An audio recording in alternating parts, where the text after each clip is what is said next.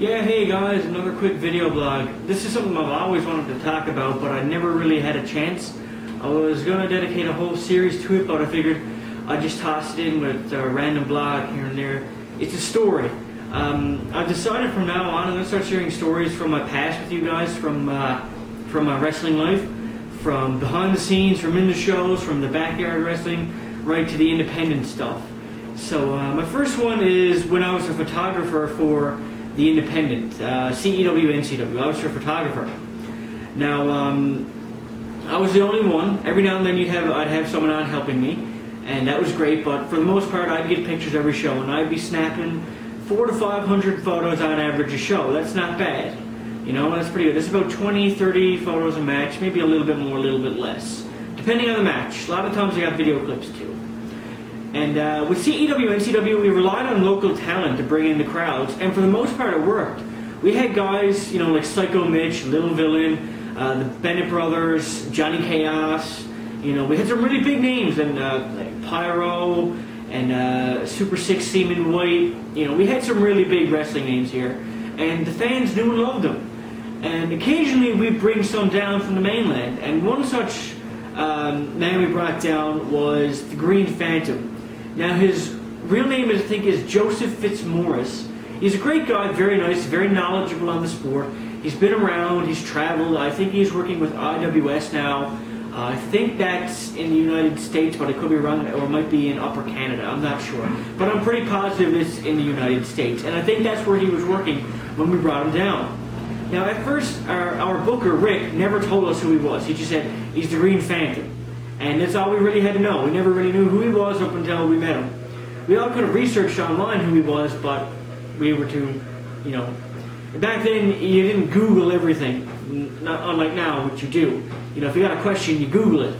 Back then, if we didn't know who the Green Phantom was, we didn't know if he was a big name and if he'd been around or not. So Googling Green Phantom might not get what we wanted.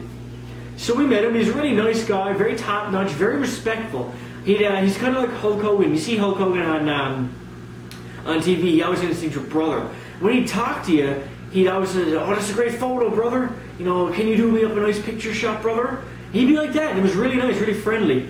And I can remember his match. It was a tribute match to a wrestler here who passed on recently, Sailor White. Now, Sailor White was in the World Wrestling Federation back when it was the Worldwide Wrestling Federation as Moondog King, one of the Moondogs. And the match was called a cod jigger on a pole match. It was a Newfoundland cod jigger, and you could use it. You could get it off a pole and use it against your opponent. Now I don't know if they actually had the cod jigger in the match. They might have misplaced it. I can't remember.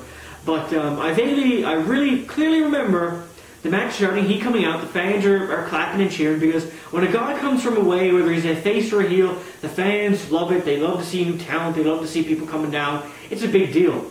So they were clapping and cheering. He got in the ring, and he's a big guy. I got a photo I'm going to flash up here now. This is him wrapping a chair around someone's face up in IWS.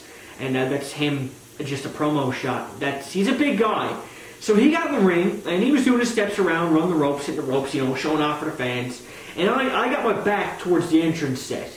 And so my back is back on him. And I'm looking at the entrance set, waiting for the next two competitors to come out, which would be Bruiser Bennett and Lance Romance. And all I can remember is I could feel the footsteps coming over to me, and then with all his might, he kicks me in the back, right in the back. And I look up at him with a clear voice. He says, "Go get my cod jigger, brother." He'd left the main weapon of the match, the main selling point of the match, back in his bag. So I said, "Okay, that was kind of dickish. He just kicked me in the back." Now I was a trainee at the time, and it didn't really faze me. I've been bumping all day. There wasn't much feeling left in my back. So I just went back, and I asked the referee to ask him before I went back where it is. He said, "It's in my bag." So okay, fine. I had to root through this mysterious man's bag, and I only met today, and it'll probably be the last time I ever speak to him. Maybe tomorrow I might speak to him, but that's it. Anyway, I go back to his bag, and I'm rooting around because it's dark in the backstage area because the lights are off in the back. And I'm feeling around, and I finally feel the cod jigger's barbs. So I pick it up, and it's wrapped in the guy's underwear. The underwear that he was wearing. And normally that wouldn't disgust me because, I mean, most of us are all men. We're used to just seeing other guys in underwear. It's not like a gay thing. It's just, you know, we're men. It doesn't really disgust us, but, you know, just to be caught off guard with that. It's like, you bastard, why did you not tell me it was wrapped in your underwear? So anyway, I put it in my pocket, I come out to the ring. I've taken it out of his underwear by this time, obviously. And I go to the ref, which is my buddy Mike at the time, and I say, here's the main weapon of the match. And when before the match rings and starts off, or before the bell rings rather, he says, okay, here's the cow jigger, and he hangs it on top of the pole. And there it is. I don't even remember if it even got used. I think Bruiser Bennett won by pinfall after a super bomb, but I'm not sure. It was a while ago. I think that was back in 2007 we had him down here. Anyway, that's just one of my wrestling memories. I got a lot more, and I hope to share them with you in my weekly vlogs. I'll have a few more, so I hope you enjoyed this quick little story. I hope you put a smile on your face.